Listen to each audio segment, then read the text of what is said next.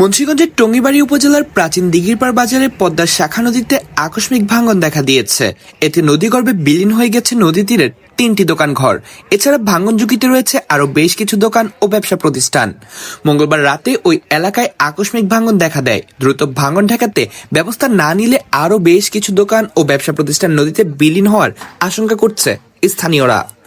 টঙ্গীবাড়ি উপজেলা নির্বাহী কর্মকর্তা মোস্তাফিজুর রহমান জানান, জেলা প্রশাসন ও পানি উন্নয়ন বোর্ডের সাথে সমন্বয় করে ভাঙন ঠেকাতে বালুভর্তি জিও ব্যাগ ফেলার উদ্যোগ গ্রহণ করা হয়েছে। দ্রুত জিও ব্যাগ ফেলে ভাঙন রোধের চেষ্টা করা হবে বলে জানান ইউএনও।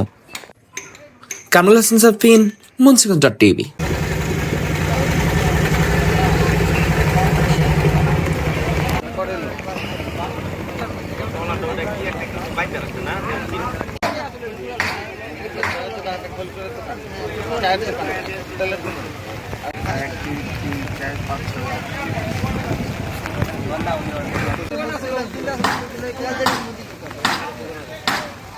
দোকানে